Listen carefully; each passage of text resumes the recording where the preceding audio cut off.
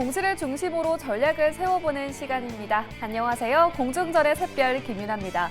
전국 불안이 장기화가 되면서 원달러 환율이 사상 최고치를 기록했습니다. 이에 양시장은 파란불로 마감했는데요. 그래도 힘을 내서 다음 주 시장을 전망해봐야겠죠. 시간외에서 새롭게 올라온 이슈와 특징들 살펴보면서 다음 주 힌트를 찾아보도록 하겠습니다. 조선기업 HJ중공업이 한국토지주택공사와 공급계약을 체결했습니다. 이 내용은 민간 참여 공공주택 건설 사업 관련한 내역인데요. 규모는 약 800억 원으로 최근 매출액 대비 3%에 해당하는 금액입니다. 계약은 오늘부터 2030년 1월 31일까지 이뤄집니다. 오늘 정규장에서는 주가가 약세를 보이며 마감했는데요. 이러한 소식이 반등에 영향을 미칠지 지켜보시죠. M83이 해외 시장 진출을 위한 기반을 마련합니다. 노르웨이 영상 제작사의 주식을 30억 원에 취득한다고 밝혔는데요. 취득은 오늘 이루어지고 취득 후 지분율은 33%가 된다고 밝혔습니다. 정규장에서 큰 하락을 보였던 주가가 현재 회복하고 있는데요. 자세한 내용은 잠시 후에 알아보겠습니다. 한국금융지주의 자회사 한국투자증권이 유상증자 소식을 전했습니다. 한국투자증권이 주당 신주 6,000주를 발행하면 이 한국금융지주가 이를 전량 취득하는 방식인데요. 운영자금 등 약 3천억 원을 조달하기 위해서라고 밝혔습니다. 이러한 소식이 들리며 한국금융지주의 주가가 현재 1%대 오름세를 보이고 있습니다. 네, 이렇게 공시 다뤄봤습니다. 시간 외에서 어떤 종목들이 움직이고 있는지 특징주 탑5로 알아보겠습니다. 네, 먼저 제주은행이 현재 6% 넘는 시세를 뿜어내고 있습니다. 오늘 은행주 전반이 하락한 가운데 12시를 기점으로 상승 전환하며 나홀로 상승 마감했는데요. 현재도 매수 심리가 몰리고 있습니다. 이러한 상승의 배경을 잠시 후에 자세히 알아보겠습니다. 네, 다음으로 양지사도 강한 흐름을 보이고 있습니다. 남북 경협주로 거론되는 종목이죠. 어제까지 3거래 연속 동안 내림세를 보였습니다. 하지만 오늘은 급등하며 하락분을 모두 만회했는데요. 현재도 3%대 상승폭을 켜내고 있습니다. 주말을 지나고 주가가 어떤 움직임 보이는지 지켜보시길 바랍니다. 네, 반면 사면 ENC는 낙폭 그리고 있습니다. 대왕고래 관련주인데요. 가스전 개발 프로젝트의 첫 굴착 소식에 강한 매수세가 몰렸습니다. 오늘 장 막판에 힘차게 급등하며 상한가를 기록했는데요. 현재는 차익 실현 매도 물량이 쏟아지면서 8% 넘는 하락세를 보이고 있습니다. 네, 오리엔트 전공은 현재 빨간불 켜냅니다. 현재 4%대 탄력 보이고 있는데요. 정규장에서는 지지부진한 흐름을 보였지만 시간 외에서 상승한 이유를 잠시 후에 얘기 나눠보겠습니다. 네, 마지막 특징주는 에이텍입니다. 현재 3%대 강한 탄력 보이고 있습니다. 자회사인 에이텍 컴퓨터의 주식을 대규모로 매각 재무구조 개선에 나서면서 주가에 긍정적인 영향을 미치고 있는 것으로 보입니다.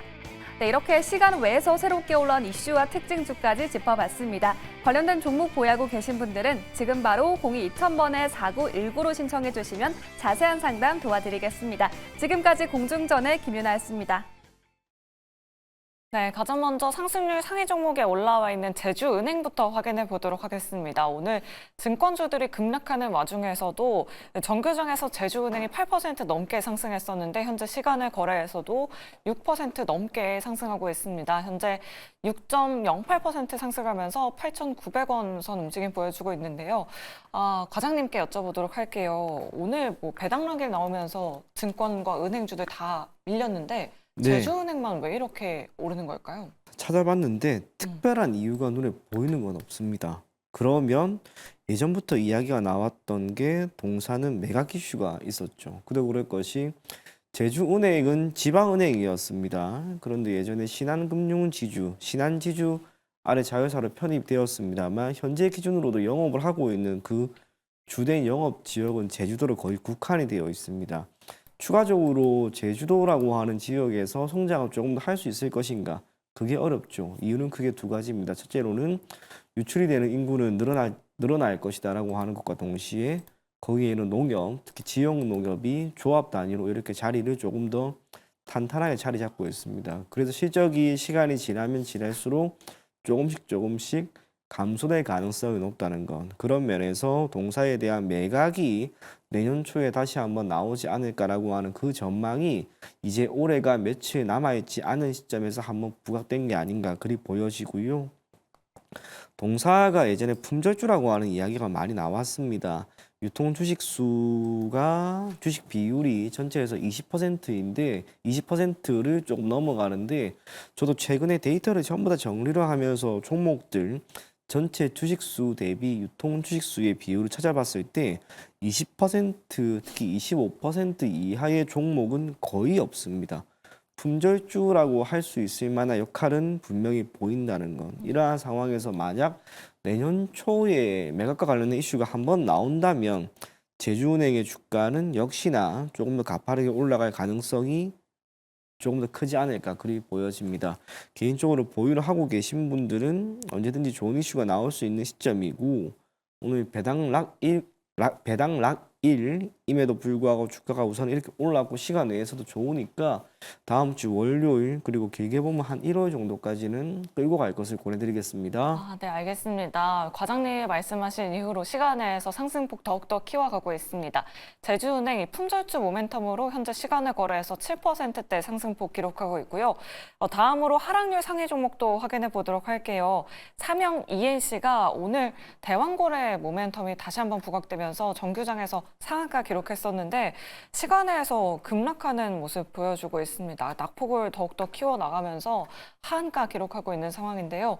본부장님께 여쭤보도록 할게요. 단순 오늘 상한가 기록했기 때문에 지금 차익 실현이라고 봐야 될까요? 어떤 이슈가 있었던 걸까요? 사실 이게 시가총액이 지금 오늘 상한가 갔는데 243억이거든요. 아, 그러니까 이게 시가총액이 너무 작다 보니까 아, 조금이라도 이제 큰 돈이 뭔가 매도로 들어가면은 저런 식으로 움직임이 나올 수 있다라고 생각을 합니다.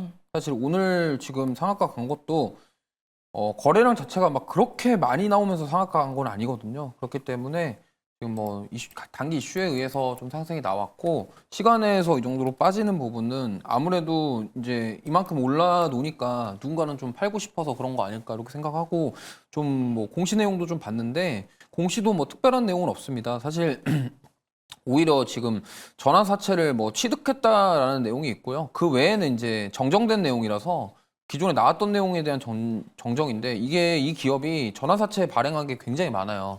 그러니까 항상 제가 여기 와서 맨날 이런 전환사채 얘기를 많이 말씀을 드리지만 이렇게 뭐 기업에서 만약에 돈이 좀 부족하거나 유동성에 문제가 있는 기업들 같은 경우는 특히 보시면은 이 기업도 계속 적자를 기록하고 있죠. 그러니까 회사의 어떤 유동성에 대한 부분들이 썩 그렇게 좋은 기업은 아니다라는 겁니다. 그렇다고 한다면 이렇게 보통 이게 적자를 내고 있고 유동성에 문제가 있는 기업들이 항상 달고 있는 문제가 은행에서 대출을 받기 힘듭니다. 왜냐하면 은행에서 단순하게 돈을 빌려주기 위해서 우리도 그렇잖아요. 우리도 뭐 부동산 담보대출을 받던 뭐 신용대출을 받던 이 사람이 소득이나던가 어떤 일정 부분들이 충족되지 않으면 은행에서 대출을 거부를 하죠. 1금융권에서 거부하면은 그 다음에 이제 어디로 갑니까?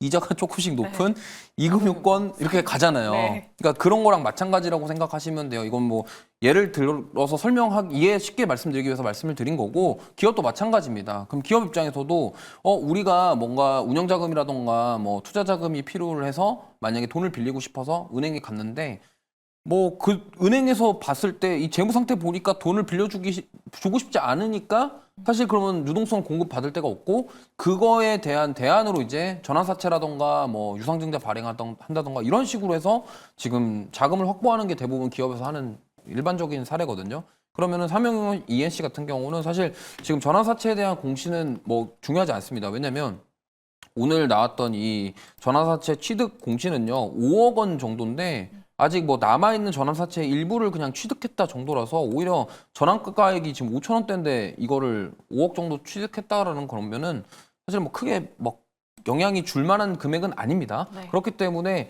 제가 봤을 때는 이 하한가 간 부분은 오늘 올랐던 부분에 있어서 누군가는 팔고 싶어서 좀 팔았다. 근데 좀 강하게 팔다 보니까 시간에서 이렇게 밀렸다. 그래서 제가 누누이 말씀드리지만 시가총액 낮은 기업들은 이렇게 하루에도 천국과 지옥을 오고 가기 때문에 투자하실 때 꼭 주의하셔서 투자하셨으면 좋겠습니다. 네, 알겠습니다. 시총 낮은 기업들 투자하실 때 유의하셔야 할 것 같다. 오늘 상한가 기록했는데 현재 시간의 거래에서 삼양 ENC는 하한가를 기록하고 있는 모습입니다.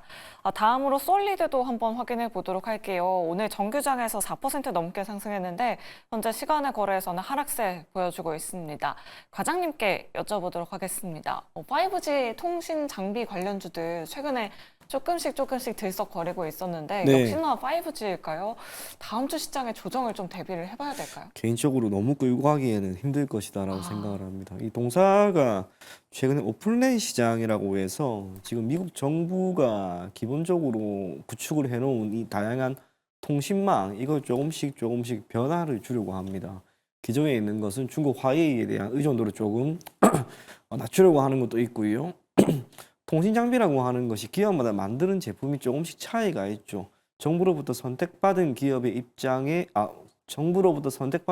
장비로 모두 다 깔기에는 어렵습니다. 그래서 그 안에 들어가는 여러 가지 소프트웨어를 서로 호환시킬 필요가 있는데 지금 부각이 되는 게 이 기술력이다라고 생각하시면 좋을 것 같습니다.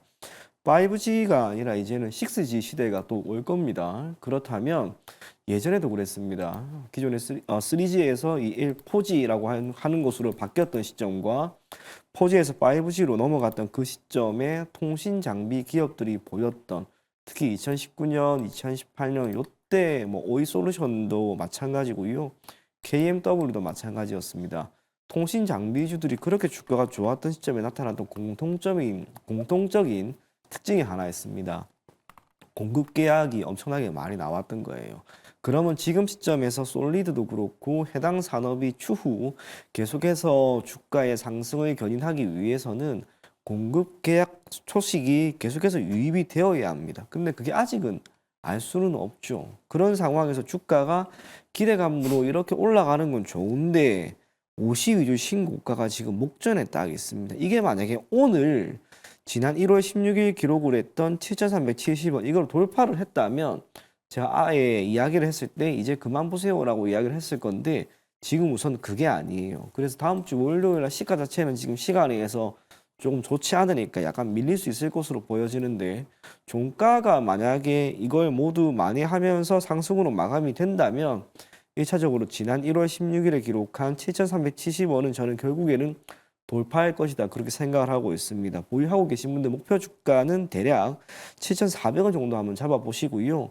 주가가 혹시나 만약에 밀린다. 그래서 대략 6,000원 미만으로 밀리게 되면 그때는 꼭 비중을 조절할 것을 권해드리겠습니다. 네, 알겠습니다. 과장님 의견 들어봤고요. 본부장님은 이런 5G, 6G 통신 장비 관련주들을 어떻게 생각하실까요? 요즘에 뭐 HFR이나 에이스테크, 뭐 솔리드, KMW 같은 종목들 바닥권에서 좀 올라와 주고 있긴 하거든요. 네, 지금 아까도 말씀하셨지만 네. 결국에는 지금 오픈랜에 대한 이슈로 지금 솔리드부터 시작해서 HFR이랑 그다음에 이노와이어리스라던가 네. 이런 종목군들이 지금 올라오고 있거든요.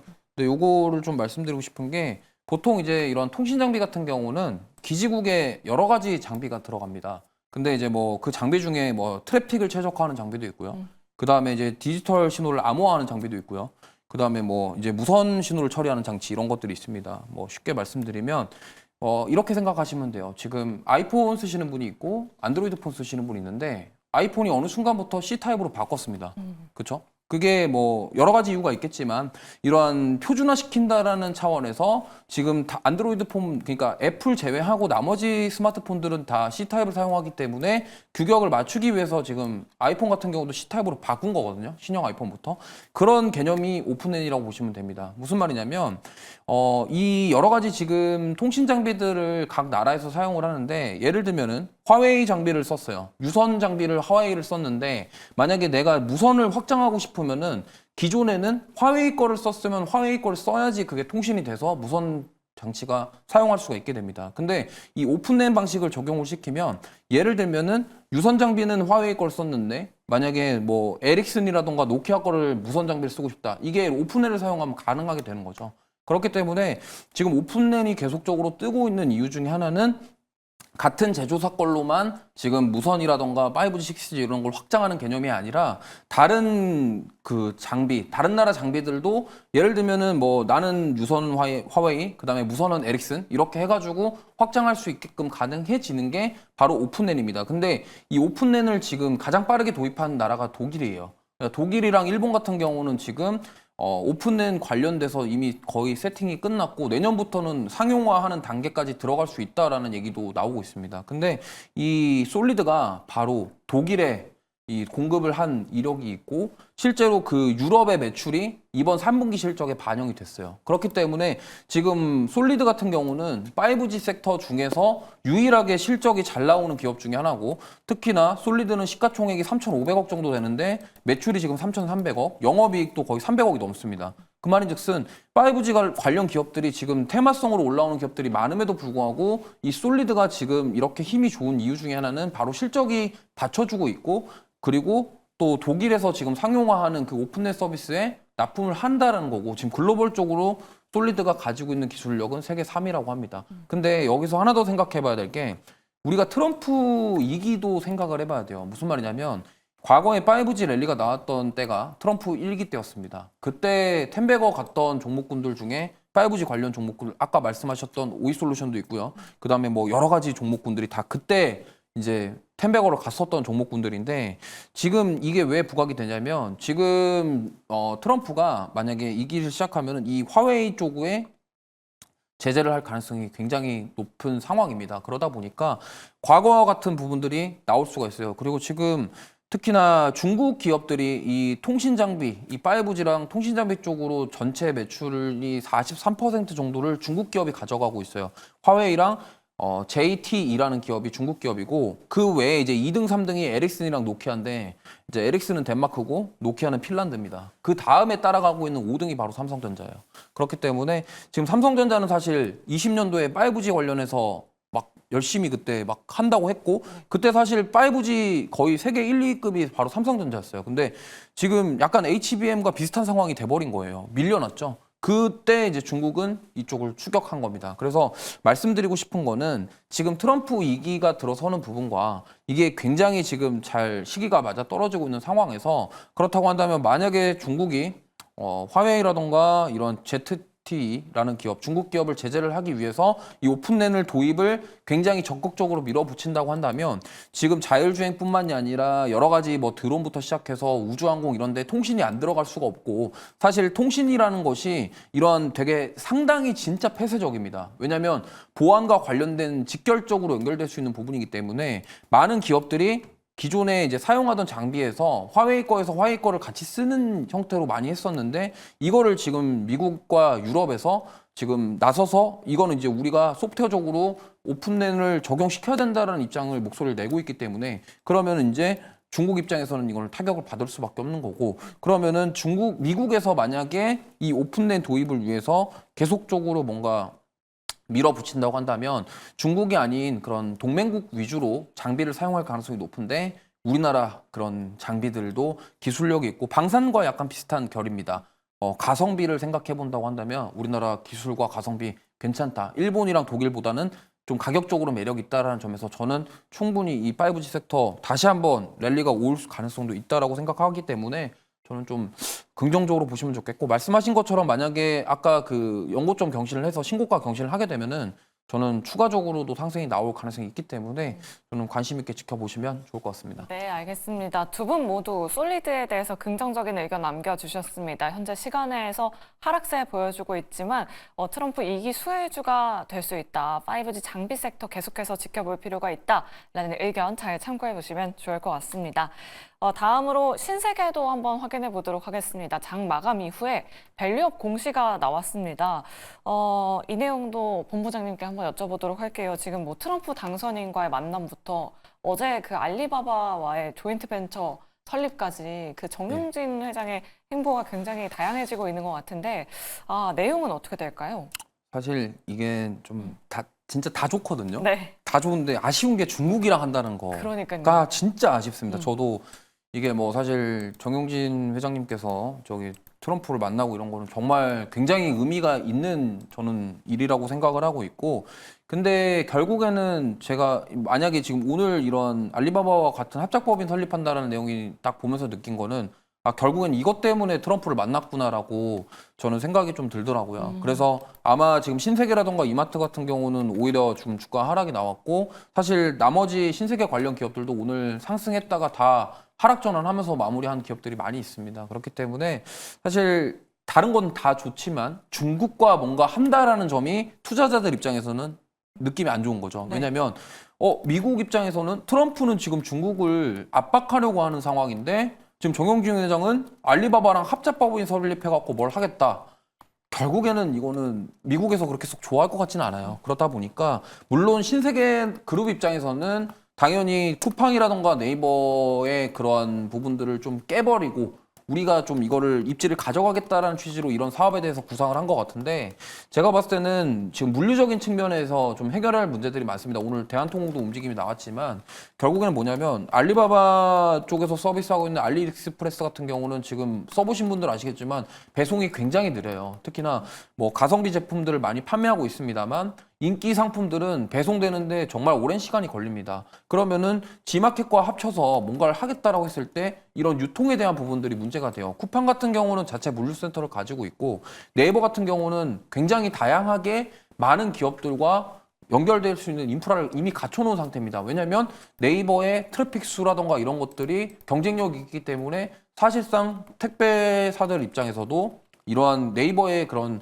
협업 같은 경우를 거부할 이유가 없죠. 하지만 지금 신세계 기업 같은 경우는 지금 어떻게 보면은 G마켓이랑 지금 알리바바 합작법인 설립하면서 유통에 대한 부분들을 알리익스프레스랑 같이 할 거냐 말 거냐에 대한 내용도 없는 상황이고, 정영진 회장이 과연 이걸 어떻게 풀어 나갈 것이며, 그리고 트럼프가 만약에 이거 중국 기업과 뭐 하는 거에 대해서 세금을 더 매긴다 이런 식으로 나와버리면은 그것도 또 불편한 상황이 연출이 될 수 있어요. 그렇기 때문에 저는 오히려 이러한 부분들이 하락을 불러왔다라고 생각하고 있고, 충분히 반등할 수 있는 좋은 소식은 맞습니다. 기업 입장에서는요. 하지만 지금 우리나라 정치적인 불확실성부터 시작해서 여러 가지 지금 대내의 변수가 좋지 않은 상황인데 굳이 중국과 뭘 한다, 이거는 어떻게 보면은 뭐 좋은 점이 될 수도 있지만 안 좋은 점이 될 수도 있다. 그래서 지금 신세계에서 이러한 밸류업에 대한 내용을 발표를 했음에도 지금 정영진 회장이 만약에 이 얘기를 안 하고 이 얘기가 나왔으면 오히려 주가가 더 올라갔을지 모르겠는데, 지금 하필 거기 알리바바랑 뭘 한다, 이 부분은 사실은 조금 리스크로 작용할 가능성이 높다라고 저는 생각하기 때문에 네. 신세계 관련주들 투자하실 때 주의하셨으면 좋겠습니다. 네, 알겠습니다. 앞으로 이 조인트 벤처 설립 법인이 어떻게 흘러갈지 여부 계속해서 확인해 보시면 좋을 것 같습니다. 다음으로 LS그룹도 한번 확인해 보도록 할게요. LS그룹이 전기차 충전 업체인 LS 이링크의 상장 심사를 자진 철회했다라는 소식이 전해졌습니다. 과장님께 자세한 내용 한번 여쭤보도록 할게요. 내년 IPO 시장이 어려울 거라는 그런 예고가 미리 나오는 건지 어떻게 보셨을까요? 사실상 여건이 지금 좋지 않은 거죠. 그러니까 기업이 상장을 한다라고 하는 것은 주식시장을 기반으로 해서 자금을 조달하는 것으로 의미하는데, 주식시장의 분위기가 좋다면 사실상 기업의 입장에서 상장을 할 수 있는 그 여건이 좋다는 것을 말합니다. 대략 2020년 하반기, 2021년 그때만 하더라도 청약 경쟁률이 어마어마했고요. 상장을 하면은 말 그대로 따상 그냥 갔던 그런 시절이 있었습니다만 지금은 그게 아니에요.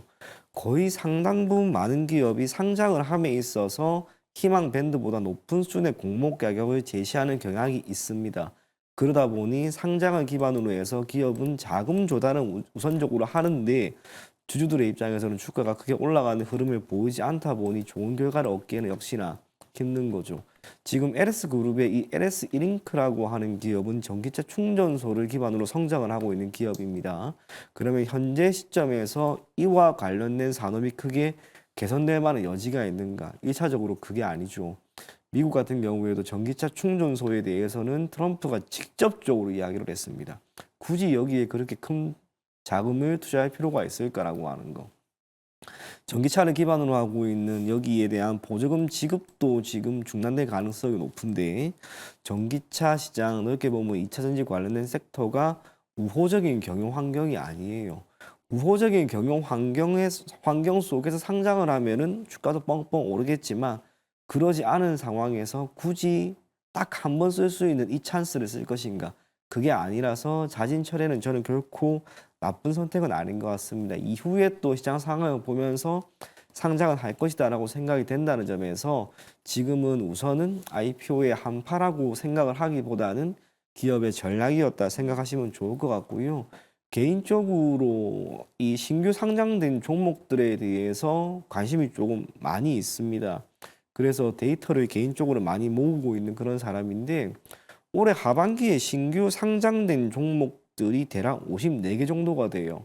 그런데 여기에서 한 가지 투자 방안을 제시를 해드리고 싶은 게 상장 당일에 시가보다 종가가 높은 상황으로 마무리된 기업은 여지없이 그 다음 날 상장을 한 그 다음 날 주가가 전일 종가보다 오르는 현상을 모두 다 보였습니다. 대표적으로 더본코리아, 루미르, 산일전기, 셀로맥스 사이언스 등 TDS판까지 이 기업들의 주가는 상장 첫날 양봉으로 마감이 되면요. 그 다음 날 모두 다 전일 종가보다 높은 수준의 가격을 보였습니다. 그렇다면 우리가 투자를 할 때 오늘 상장한 기업의 종가가 시가보다 높다. 그러면 그 다음 날 시가가 조금 밀렸다라고 했을 때 매수를 하는 게 단기적으로 수익을 낼 수 있는 한 가지 투자 방안이 될 수 있다는 거 꼭 기억하셨으면 좋겠고요.